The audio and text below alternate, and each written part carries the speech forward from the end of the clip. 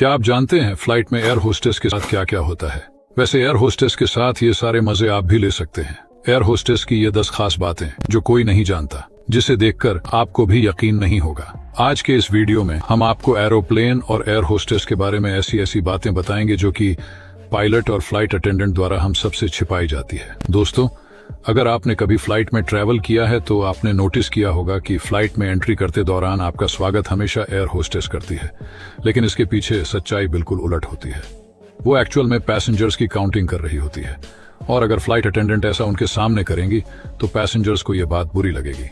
इसके अलावा फ्लाइट में एयर होस्टेस के लिए एक स्पेशल रूम भी होता है जिसमें 2 बेड लगाए होते हैं और साथ ही एक टीवी भी होता है। और फ्लाइट में काम करते दौरान जब वो थक जाती है तो बारी बारी जाकर वो रेस्ट कर लेती है, और कई बार तो पायलट्स भी वहां पर प्लेन में ऑटो पायलट मोड लगाकर रेस्ट करने के लिए जाते हैं। दोस्तों, आप लोगों में से बहुत से लोगों ने प्लेन में किया होगा, लेकिन क्या आपको पता है कि जिस फ्लाइट में हम ट्रैवल कर रहे होते हैं, ठीक उसी फ्लाइट में हमारी लगेज के साथ डेड बॉडीज को भी ले जाया जाता है।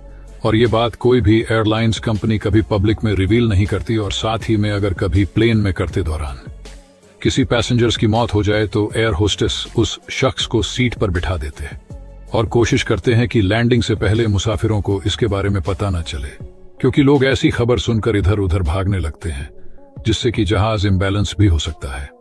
दोस्तों, वैसे तो जहाज की सिक्योरिटी स्ट्रिक्ट होती है और किसी भी शख्स के लिए जहाज के अंदर कोई भी हथियार ले जाना तो नामुमकिन सा ही होता है, लेकिन फिर भी अगर कोई किसी भी तरह हथियार ले जाने में कामयाब हो जाए, लेकिन इसके बावजूद भी आजकल प्लेन को हैक नहीं किया जा सकता, क्योंकि अमेरिका, कनाडा, फ्रांस और जर्मनी जैसे देशों के जहाजों में 1 या 2 ट्रेन कमांडो पैसेंजर्स की शक्ल में बिठा दिए जाते हैं, ताकि अगर कोई ऐसी सिचुएशन सामने आ जाए तो इसे हवा में ही निपटाया जा सके।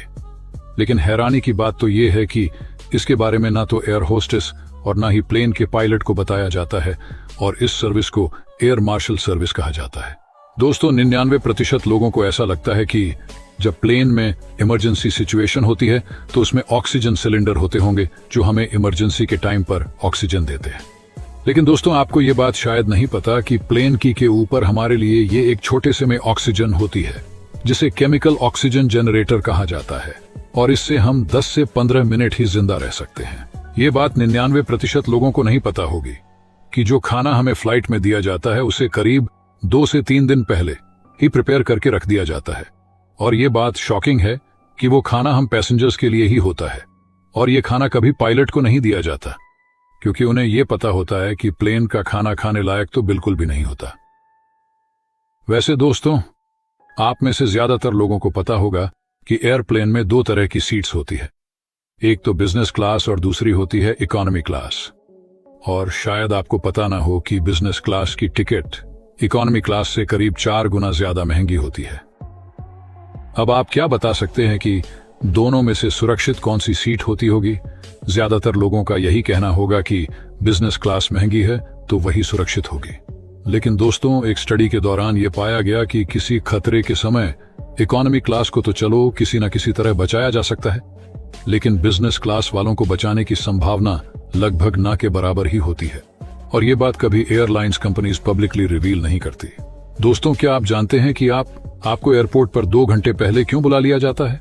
अब आप सबका यही मानना है कि सिक्योरिटी चेक में लगने वाली देरी की वजह से हमें 2 घंटे पहले बुला लिया जाता है, लेकिन दोस्तों, ऐसा बिल्कुल भी नहीं है।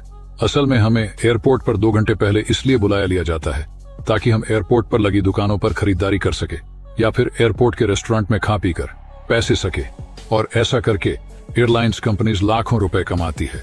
इस बात को एयरलाइंस की दुनिया में गोल्डन आवर कहा जाता है।